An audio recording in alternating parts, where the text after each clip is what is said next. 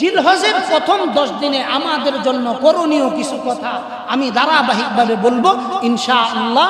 আমরা এই কয়েকটা কারণ আমরা অন্তত স্মরণ রেখে আমল করার চেষ্টা করব, তাহলে ফায়দাটা বেশি হবে। প্রথম নাম্বার কারণ রাত জেগে ইবাদত করা। প্রথম নাম্বার কারণ কি? এই 10 দিনে আমরা কি করব? রাত জেগে ইবাদত করব। এশার পরে যদি অন্যান্য দিন আমরা দেখা গেছে 2 রাকাত নফল পড়তাম, তো অন্য এই 10 দিনে আমরা অন্তত 8 রাকাত নফল পড়ব। কয় রাকাত? 8 রাকাত নফল পড়ার চেষ্টা করব। এই 8 রাকাত নফল পড়লে ফায়দা কি হবে? আল্লাহ রাসূল সাল্লাল্লাহু আলাইহি ওয়াসাল্লাম ওই যে হাদিসের মধ্যে বলছেন, রাত্রিতে যদি ইবাদত করো সবে কদরের নাই নেকি আল্লাহ তাআলা তোমার আমলনামায় দান করে দিবেন। এটা হলো প্রথম কাজ, রাত্রি জাগরণ করা। 2 নাম্বার কাজ, কুরবানি করার আগ পর্যন্ত চুল নখ ইত্যাদি না কাটা। যারা কুরবানি দিবেন তাদের জন্য অবশ্যই চুল দাড়ি নখ এগুলো জিলহজের চাঁদ ওঠার আগের দিনই শেষ করে দাও। কিয়ামু কুল্লা লাইলাতিন মিনহা বিকিয়ামি লাইলাতিল কদর। আল্লাহর রাসূল সাল্লাল্লাহু আলাইহি ওয়াসাল্লাম বলেন, এই 10 দিনের যে কোনো এক রাত্রির ইবাদত আল্লাহ তাআলার কাছে সবে কদরের রাত্রির ন্যায় আমল করার নেকি পাইবা। সবে কদর এক রাত্রি আমল করলে কয় হাজার বছর নেকি পাওয়া যায়।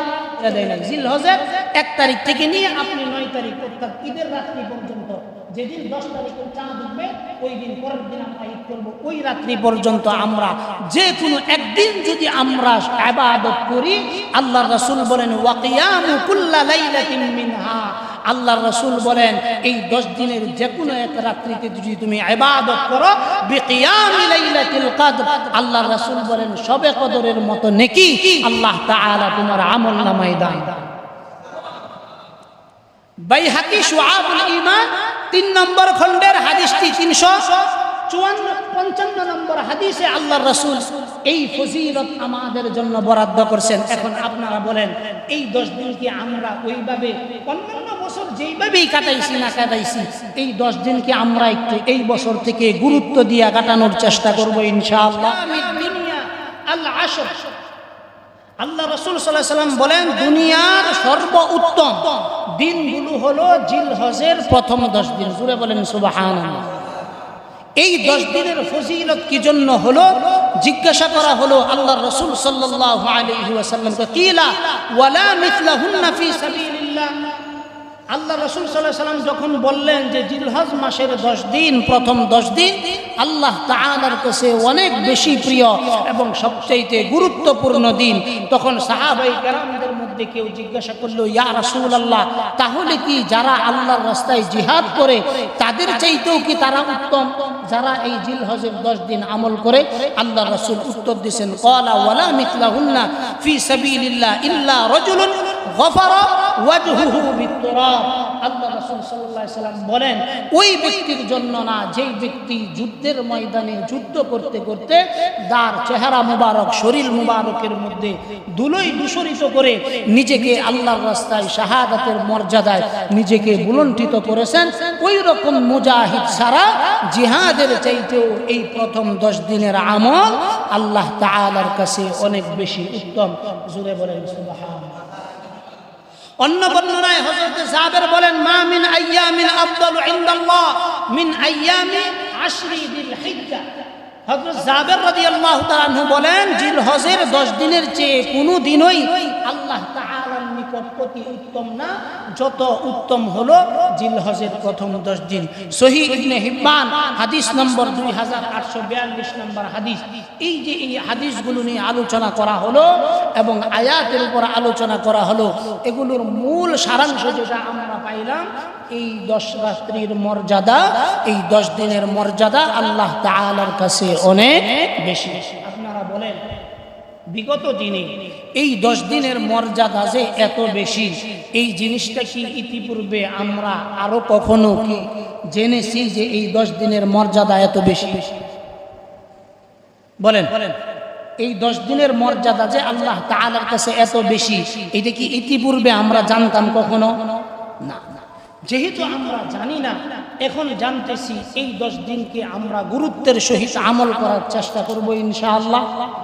ইনশাআল্লাহ। দেখেন এই দশকের নেক আমল আল্লাহ তাআলা আল্লাহর নিকট অনেক বেশি প্রিয়, অনেক বেশি প্রিয়। কি জন্য প্রিয়?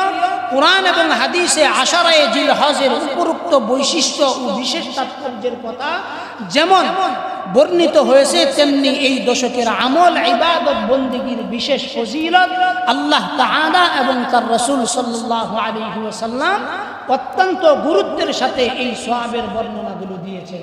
এই সওয়াবের বর্ণনাগুলো দিয়েছেন, এগুলো শুধুমাত্র হাদিস দ্বারা প্রমাণিত না। এই 10 দিনের আমলগুলোর কথা আল্লাহ তাআলা কুরআনে কারীমে পর্যন্ত বর্ণনা করেছেন। এই 10 দিনের গুরুত্বের কথা সূরা ফাজরের শুরু থেকে নিয়ে আল্লাহ তাআলা ওয়াল ফাজর ওয়া লায়ালিন আশর ওয়াশ শাফঈ ওয়াল ওয়াতর ওয়াল লাইলি ইযা ইয়াস এই পর্যন্ত পুরাটাই আল্লাহ তাআলা এই 10 দিনের ফজিলতের কথা কসম খেয়ে আল্লাহ তাআলা বর্ণনা করেছেন। কুরআনে কারীমে আল্লাহ তাআলা এই 10 দিনে কি কি কাজ করতে হবে একটা ইঙ্গিত দিয়েছেন। এই ইঙ্গিতটা আমরা একটু বলবো। সূরা হজের 28 নম্বর আয়াতে আল্লাহ তাআলা বলেন, ওয়ায়াযকুরুসমাল্লাহ ফি আইয়ামিন মা'লুমাতিন আলা মা রাযাকাহুম মিন বাহিমাতিল আনআম। নির্দিষ্ট দিনসমূহে তারা যেন আল্লাহর নাম উচ্চারণ করে। আমরা আইয়ামে তাশরিক অর্থাৎ 9 তারিখ সুবহ সাদিকের অর্থাৎ ফজরের পর থেকে নিয়ে 13 তারিখ সূর্যাস্ত যাওয়ার আগ পর্যন্ত প্রতি নামাজের পরে তাকবীর পড়ি না? প্রতি নামাজের পরে তাকবীর পড়ি না? এই তাকবীরটা সরাসরি এই আয়াত দ্বারা প্রমাণিত। এই আয়াত দ্বারা কি প্রমাণিত? এই কারণে প্রতি নামাজের পর 9 তারিখ ফজরের পর থেকে নিয়ে 13 তারিখ সূর্যাস্ত পর্যন্ত অর্থাৎ বাদ আসর পর্যন্ত আমরা প্রতি নামাজের পর একবার তাকবীরে তাশরিক বলা ওয়াজিব। একবার বলা কি ওয়াজিব, 3 বার বলা সুন্নাত এবং সর্বদাই বলা এটা হলো আল্লাহর রাসূলের সুন্নাত, যেটা কোরআনে কারীমের আয়াতের মাধ্যমে আল্লাহ তাআলা বলতেছেন ওয়ায়াযকুরুসমাল্লাহ ফি আইয়াম। ইয়াউমের বহু বচন কি? আইয়াম, মানে এই দিনগুলো 1 তারিখ থেকে নিয়ে জিলহজের 1 তারিখ থেকে নিয়ে 13 তারিখ পর্যন্ত এই নির্দিষ্ট দিনগুলো আল্লাহর নাম উচ্চারণ করে সেই পশুর উপর যে সকল পশু আল্লাহ তাআলা আমাদের জন্য কি করেছেন? হালাল করেছেন। আল্লাহ তাআলা বলেন আলা মা রাযাকাহুম মিন বাহিমাতিল আনআম। আল্লাহ তাআলা বলেন সেই সকল পশুর উপর যা তিনি তাদেরকে রিজিক হিসাবে দান করেন। এই পশুগুলো যা আমরা জবাই করি, জবাই করে গোশত খাই, এটা তো আমাদের যুগেই মাত্র হালাল, কিন্তু অন্যান্য নবীদের উম্মতের জন্য এটা হালাল ছিল না। এটা অন্য তরিকায় চলে যেত। কেউ কুরবানি দিছে, কুরবানি দিলে একটা অগ্নিকাণ্ড আসতো, আয়েশা সেরা এটাকে উঠায় নিয়ে যাইতো, তাইলে তার কুরবানি কবুল হয়েছে। কেউ যদি কুরবানি করছে কিন্তু অগ্নিকাণ্ড এসে ওই গোশতের টুকরাটাকে বা ওই জানোয়ারটাকে নিয়ে যায় নাই, তাহলে বোঝা গেল তার কুরবানি কি হয়েছে না, কবুল হইছে না। এই যুগ যদি এখন থাকতো, আমরা কে নেককার কে বদকার এটা বুঝার একটা মারাত্মক একটা সুযোগ আমাদের জন্য ছিল, কিন্তু আল্লাহ তাআলা ওখান থেকেও আমাদেরকে কি করছেন? হেফাজত রাখছেন। তাহলে এই 10 দিনের একটা আমল পাইলাম, ওয়ায়াযকুরুসমাল্লাহি ফি আইয়ামিন মা'লুমাতিন আলা মা রাযাকাহুম মিন বাহিমাতিল আনআম। আল্লাহ তাআলা বলেন এই 10 দিন তোমরা বেশি বেশি নির্দিষ্ট 10 দিন আল্লাহ তাআলার নামগুলো বেশি বেশি করে উচ্চারণ করবা এবং তোমাদেরকে যে পশুগুলো দান করা হয়েছে, যেগুলো আল্লাহর রাস্তায় জবাহ করবা, এগুলো জবাহ করার সময় আল্লাহর নামেই জবাহ করবা। কার নামে জবাহ করব বলেন?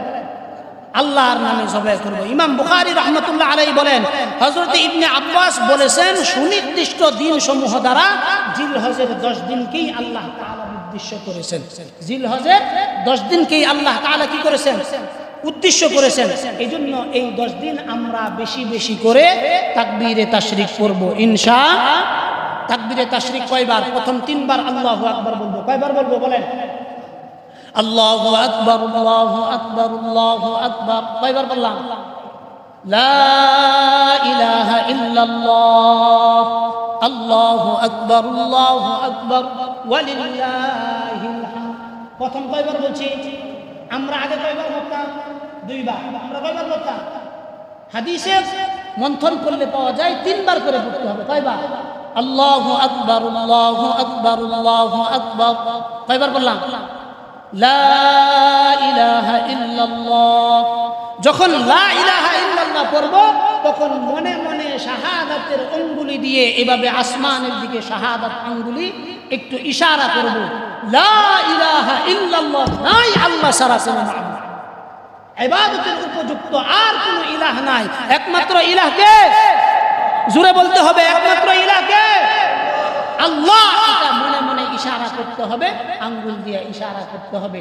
এই তাকবীরটা আমরা পড়ব ইনশাআল্লাহ। হযরত আবু হুরায়রা রাদিয়াল্লাহু তাআলা আনহু বলেন যে রাসূলুল্লাহ সাল্লাল্লাহু আলাইহি ওয়াসাল্লাম বলেছেন, মা মিন আইয়ামিন আহাব্বু ইলাল্লাহ, খুব ভালো করে খেয়াল করবেন, আইয়ুতা আব্বাদা লাহু ফিহা মিন আশারি যিল হিজ্জা। আল্লাহ রাসূল সাল্লাল্লাহু আলাইহি ওয়াসাল্লাম বলেন যে দুনিয়ার সাধারণ দিবস রজনীর মধ্যে আমল করার চেয়ে জিলহজের প্রথম 10 দিনের আমল আল্লাহ তাআলার কাছে অনেক বেশি গুরুত্বপূর্ণ। সুবহানাল্লাহ বলতেন না? অনেক বেশি গুরুত্বপূর্ণ। কি জন্য গুরুত্বপূর্ণ? ইয়াদিলু সিয়ামু কুল্লা ইয়াউমিন মিনহা বিসিয়ামি সানা। আল্লাহর রাসূল সাল্লাল্লাহু আলাইহি ওয়াসাল্লাম বলেন, এই দশকের একদিন রোজা রাখার মর্যাদা তোমার সারা বছরের সিয়ামের মর্যাদা তুমি পেয়ে যাইবা। জোরে বলেন সুবহানাল্লাহ। হাদিসের শব্দটা ভালো করে খেয়াল করেন, কুল্লা ইয়াউমিন মিনহা বিসিয়ামি সানা ইয়াদিলু সিয়ামু কুল্লা ইয়াউমিন। আল্লাহর রাসূল বলেন, এই 10 দিনের ভিতরে যে কোনো একদিন যদি তুমি রোজা রাখো, ভালো করে খেয়াল করেন, বিসিয়ামি সানা, আল্লাহ তাআলার রাসূল বলেন তোমার 1 বছর রোজা রাখার নেকি তোমার আমলনামায় দান করে দাও। তারপরে আল্লাহর রাসূল কি বলেন শুনলে আরো আশ্চর্য হয়ে যাবেন, ওয়া কিয়ামু কুল্লা লাইলাতিন মিনহা বিকিয়ামি লাইলাতিল কদর। আল্লাহর রাসূল সাল্লাল্লাহু আলাইহি ওয়াসাল্লাম বলেন, এই 10 দিনের যে কোনো এক রাত্রির ইবাদত আল্লাহ তাআলার কাছে শবে কদরের রাত্রির ন্যায় আমল করার নেকি পাইবা।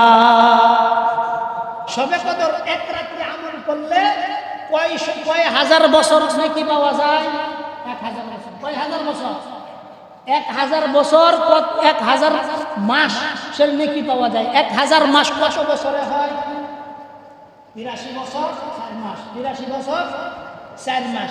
তাইলে এই 10 দিনের যে কোনো এক রাত্রির ইবাদত আল্লাহ রাসূল বলছেন যে 10 দিনে যে কোনো নির্দিষ্ট করে দেয় না। কি করে দেয় না? নির্দিষ্ট করে দেয় না। জিলহজের 1 তারিখ থেকে নিয়ে আপনি 9 তারিখ অর্থাৎ ঈদের রাত্রি পর্যন্ত, যেদিন 10 তারিখে চাঁদ উঠবে ওই দিন, পরের দিন আমরা ঈদ করব, ওই রাত্রি পর্যন্ত আমরা যে কোনো একদিন যদি আমরা ইবাদত করি, আল্লাহর রাসূল বলেন ওয়া কিয়ামু কুল্লা লাইলাতিন মিনহা, আল্লাহর রাসূল বলেন এই 10 দিনের যে কোনো এক রাত্রিতে যদি তুমি ইবাদত করো বিকিয়ামি লাইলাতিল কদর, আল্লাহর রাসূল বলেন শবে কদরের মতো নেকি আল্লাহ তাআলা তোমার আমলনামায় দান।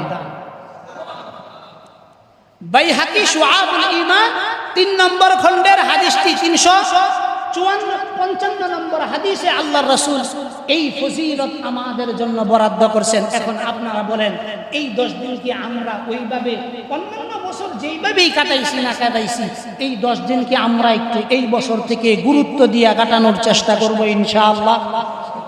সবার দ্বারা সব আমল হবে এটা অসম্ভব।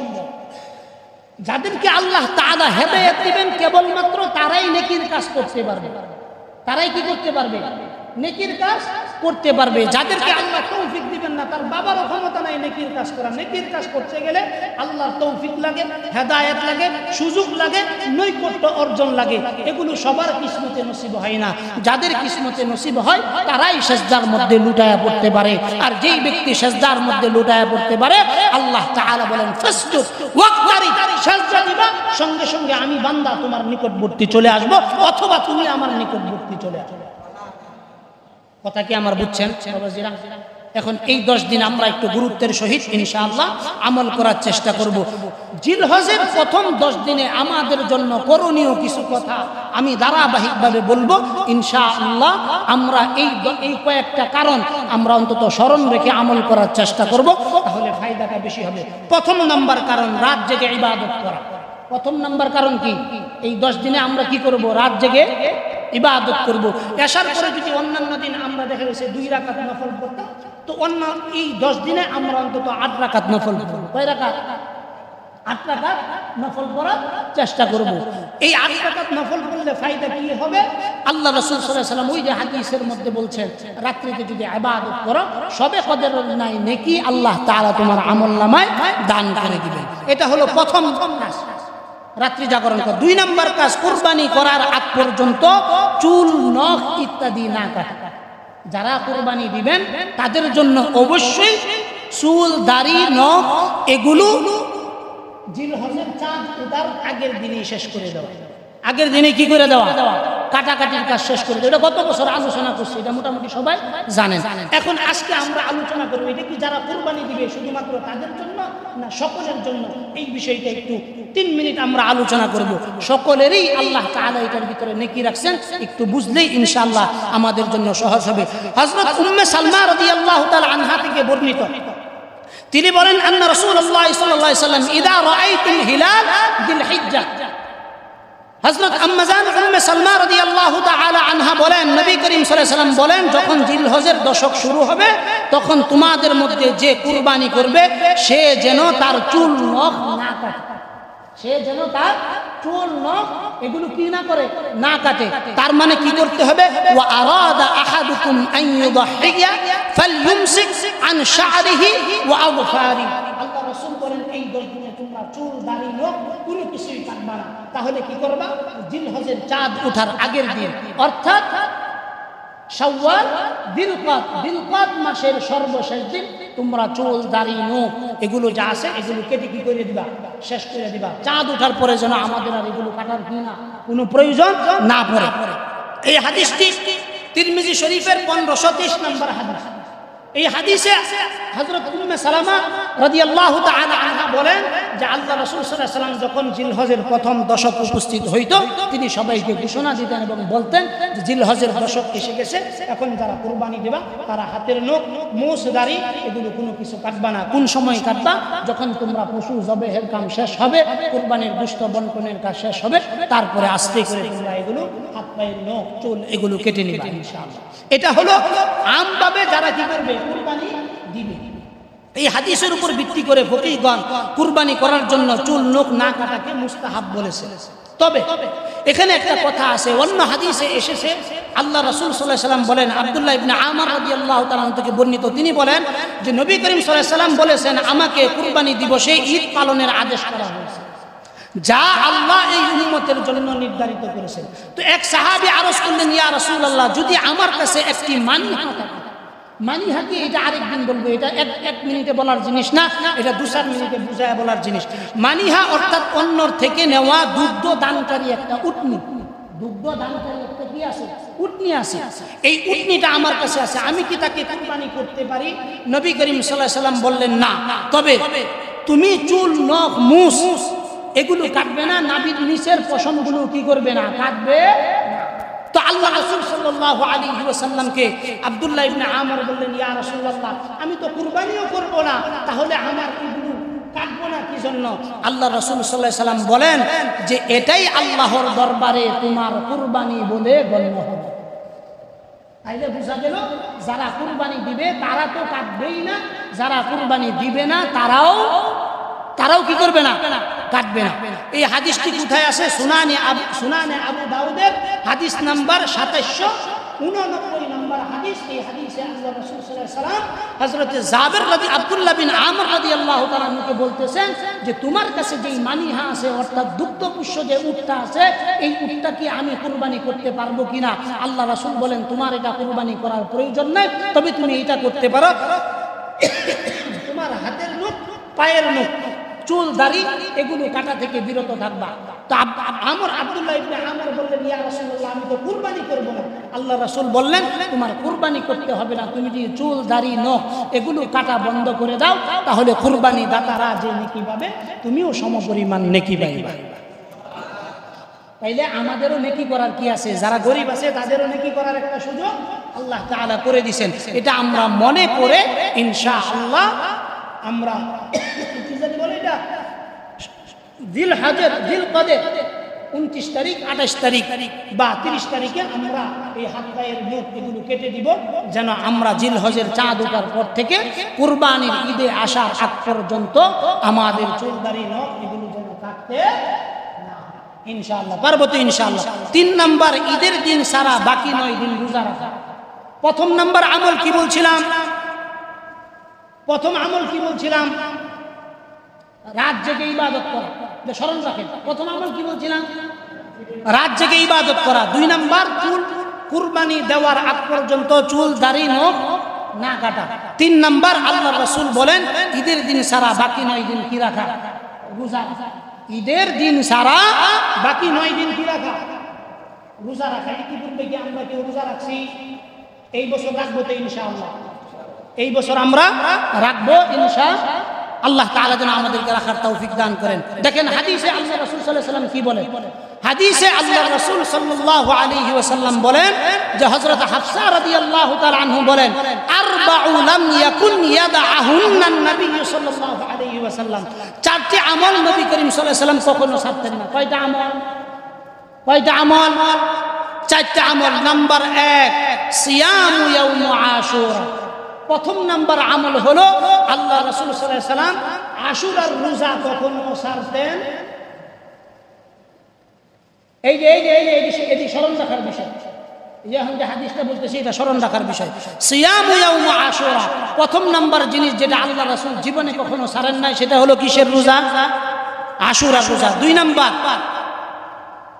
ওয়াল আশা, অর্থাৎ জিলহজ মাসে ঈদের আগের দিন, অর্থাৎ ঈদের দিনের আগ পর্যন্ত 9টি যে রোজা, এই রোজা আল্লাহ রাসূল কখনো কি করতেন না? ছাড়তেন না। তারপরে বলতেছেন ওয়া সালাতাতু আইয়াম মিন কুল্লি শাহর, যেটা আমরা 13, 14, 15 আইয়ামে 20 এর যে রোজা আল্লাহ রাসূল সাল্লাল্লাহু আলাইহি ওয়াসাল্লাম প্রতি মাসের চন্দ্র মাসের 13, 14, 15 এই 3 দিনের রোজা আল্লাহ রাসূল কোন মাসে কি করতেন না? ছাড়তেন। 4th নাম্বার বলেন ওয়া রাকাতাইনি ক্বাবলাল গাদা। ওয়া রাকাতাইনি ক্বাবলাল গাদা, ফজরের আগে ফজরের 2 রাকাত সুন্নাত। ফজরের আগে ফজরের 2 রাকাত সুন্নাত। এই 4টা জিনিস আল্লাহ রাসূল জীবনেও কখনো ছাড়তেন না। জীবনেও কখনো কি করতেন না? প্রথম নম্বর আল্লাহ রাসূল কি করতেন না বলেন? আশুরা রোজা ছাড়তেন না। বলেন সবাই, প্রথম নম্বর কি করতেন না? 2 নাম্বার, জিলহজ মাসের 9 দিনের রোজা আল্লাহ রাসূল কখনো কি করতেন না? ছাড়তেন। 3 নাম্বার না, 3 নাম্বার আরো আছে। প্রতি আরবি মাসের 13, 14, 15 এই 3 দিন আল্লাহ রাসূল আইয়ামে 20 এই 3টা রোজা কখনো ছাড়তেন। 4th নাম্বার হলো ফজরের আগের 2 রাকাত সুন্নাত আল্লাহ রাসূল কখনো ছাড়তেন। তাইলে আবার বলেন আল্লাহ রাসূল প্রথমত কি কোন 3টা জিনিস 4টা জিনিস বাদ দিতেন না? 1 নাম্বার বলেন আশুরার রোজা। 2 নাম্বার জিলহজের 9 দিনের রোজা। 3 নাম্বার আইয়ামে 20 এর রোজা। 4 নাম্বার যে ফজরের আগে 2 রাকাত সুন্নাত। এই 4টা জিনিস কি মনে থাকবো? হ্যাঁ, এডি আজকে থেকে কেডা কেডা সাইরা দিবেন যে হ্যাঁ এডি সাইরা দেন। আল্লাহ রাসূল আমল করছে। আল্লাহ রাসূল কি করছেন? আমল করছেন।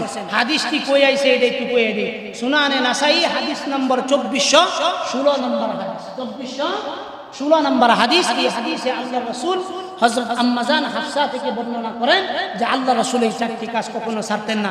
এখন আমরা কি এই 4টা কাজ ছেড়ে দিব না করব ইনশাআল্লাহ? করব ইনশাআল্লাহ। তো এটা গেল কয় নাম্বার? 3 নাম্বার কাজ। এই 10 দিনের 3 নাম্বার কাজ। প্রথম কাজ হলো এই 10 দিন রাত্রি জেগে কি করা? ইবাদত করা। 2 নাম্বার চুল নখ দাড়ি এগুলো না কাটা। 3 নাম্বার জি না।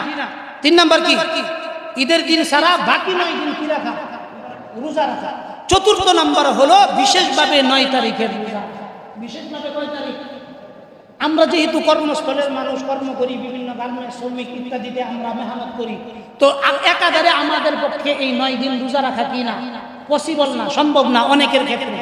তো আমাদের জন্য আল্লাহ রাসূল স্পেশাল ঘোষণা করতেছেন যে অন্তত পক্ষে 9 তারিখের রোজা।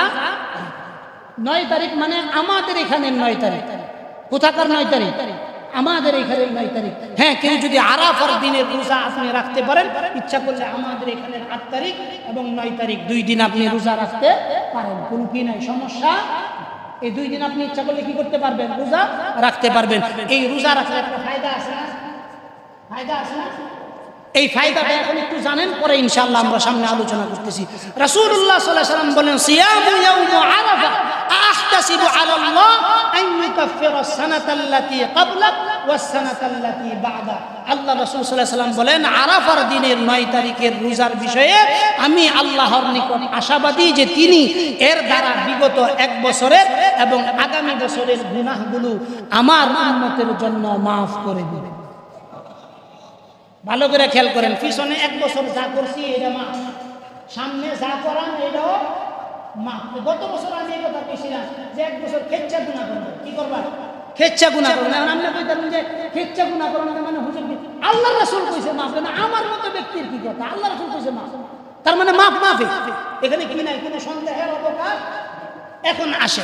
এই হাদিসের ব্যাখ্যায় মুহাদ্দিসিনে কেরাম বলেন এটা শুধুমাত্র সগীরা গুনার ক্ষেত্রে। কিসের ক্ষেত্রে বলেন? সগীরা গুনার ক্ষেত্রে। কবিরা গুনার ক্ষেত্রে মাফ। এটা মাফের জন্য কি করুন লাগবো? সবাই বলেন কি করুন লাগবো? তওবা করুন। তো এই বিষয়ে আপনারা নিশ্চয়ই জানছেন, এই হাদিসটা কইছে সুনানে আবু দাউদ 2425 নম্বর হাদিস।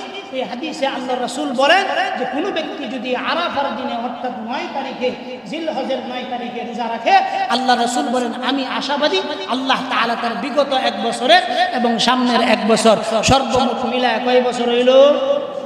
2 বছর সকল গুনাহ আল্লাহ তাআলা কি করে দিবেন? মাফ করে দিবেন ইনশাআল্লাহ। তাহলে আমরা এই দিনের রোজা বাধ্যতামূলক সবাই রাখবো ইনশাআল্লাহ। আরেক হাদিসে এসেছে আল্লাহ রাসূল বলেন, মান সামা ইয়াউম আরাফাতা গফারা লাহু সিনতাইনি মুতাতাবিআতাইন। ভালো করে খেয়াল করেন, যে ব্যক্তি আরাফার দিনে রোজা রাখবে তার লাগাতার 2 বছরের গুনাহ ক্ষমা করে দেওয়া। কয় বছরের? এটা আগেরও হইতে পারে, পরেরও হইতে পারে। এটা কি হইতে পারে? আগেরও হইতে পারে, পরেরও হইতে পারে। এই হাদিসটার ভিতরে খুব ভালো করে একটা খেয়াল রাখবেন। যদি মনে করেন আগের 1 বছরের মাফ হয়ে যায়, পরের 1 বছরের মাফ হয়ে যায়, এটা দিয়ে যদি 2 বছরের মাফ হয়ে যায়, দেখা গেল পিছনের এটা আল্লাহ মাফ করলেন না, সামনের 2 বছরেরও কি করতে পারেন? মাফ করতে পারেন। আবার যদি আগামী বছরে এই রোজা রাখার হায়াত পায়, যদি রাখতে পারি, আবার এইভাবে মাফ করতে পারেন। বান্দাকে মাফ করার অনেক রাস্তা আল্লাহ তাআলা খুঁজেন, কিন্তু বান্দা এই রাস্তাগুলো গ্রহণ করতে চায় না। এটা হলো বান্দা দুর্বলতা। যদি বান্দা এগুলো গ্রহণ করতে চায়, আল্লাহ তাআলা বান্দার জন্য এগুলো কি করে দিবেন? মাফ করে দিবেন আল্লাহ তাআলা। এই যে দেখেন, আমরা প্রথম নাম্বার জিনিস জেনেছি যে এই জিলহজের প্রথম 10 দিন আমরা রাত জেগে কি করব? ইবাদত করব। রাত জেগে কি করব? ইবাদত করব। রাত জেগে ইবাদত করলে ফায়দা কি? আল্লাহ রাসূল সাল্লাল্লাহু আলাইহি ওয়াসাল্লাম বলেন যে তোমরা যদি রাত জেগে ইবাদত করো, তাহলে শবে কদরের রাতে ইবাদত করলে যে পরিমাণ নেকি দেওয়া হবে, সমপরিমাণ নেকি তোমার আমলনামায় দেওয়া হবে। 2 নাম্বার আল্লাহ রাসূল সাল্লাল্লাহু আলাইহি ওয়াসাল্লাম বলতেছেন যে তুমি তো রাত্রি জেগে ইবাদত করবাই, 2 নাম্বার কাজ হলো কুরবানির আগ পর্যন্ত তোমার নখ, তোমার চুল, দাড়ি, নাভির নিচের পশমগুলো এগুলো জিলহজের প্রথম দশকে কাটবা। 3 নাম্বার আল্লাহ রাসূল সাল্লাল্লাহু আলাইহি ওয়াসাল্লাম বলতেছেন ঈদের দিন সারা বাকি 9 দিন রোজা রাখার চেষ্টা করবা। যদি এইটা না পারো, আল্লাহ রাসূল পরবর্তী অপশন দিবেন যে 9 তারিখ জিলহজের অর্থাৎ ঈদের আগের দিন যথাসম্ভব সবাই রোজা রাখবা। রোজা রাখলে ফায়দা তোমার 1 বছর পরে 1 বছর আগের উভয় বছরের গুনাহ আল্লাহ তাআলা কি করে দিবেন? মাফ করে দিবেন। এই ফজিলতগুলো যে আমরা জানলাম, এই ফজিলতগুলো জানার পরে এখন আমাদের কি এগুলো করার জন্য আগ্রহ জন্মেতেছে? আগ্রহ আসতেছে? আচ্ছা, এখন আমরা একটা ওয়াদা হয়ে যায় যে আমরা 9 তারিখে রোজা বাদ দিব না ইনশাআল্লাহ। কেডা কেডা আছে যে 9 তারিখের রোজা যত কষ্ট হোক এই 9 তারিখের রোজা ছাড়বো না ইনশাআল্লাহ। আল্লাহ তাআলা সবাইকে আমল করার তৌফিক